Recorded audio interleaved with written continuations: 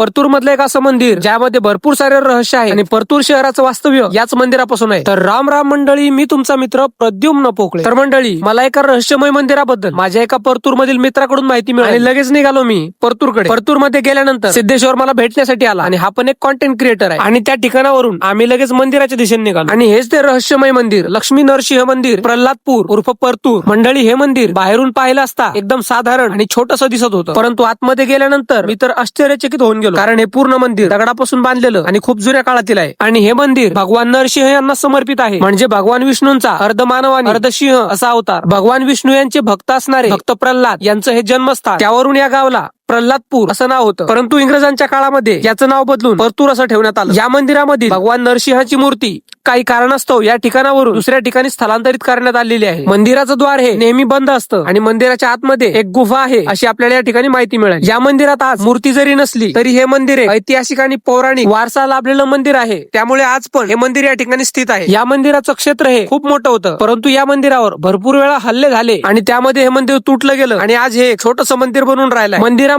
देवाची मूर्ती नसल्यामुळे मंदिराचा कळस काढून ठेवलेला आहे आणि असं हे एक ऐतिहासिक आणि पौराणिक वारसा लाभलेलं मंदिर आपल्या परतूर शहरामध्ये आहे. हे तुम्हाला अगोदर माहित होतं का? तुमच्या परिसरामध्ये जवळपास रहस्यमय आणि जुन्या काळातील ठिकाण असेल तर मला कमेंट मध्ये सांगा. चला तर मग भेटू तुम्हाला पुढच्या व्हिडिओ मध्ये. तोपर्यंत सगळ्यांना राम राम.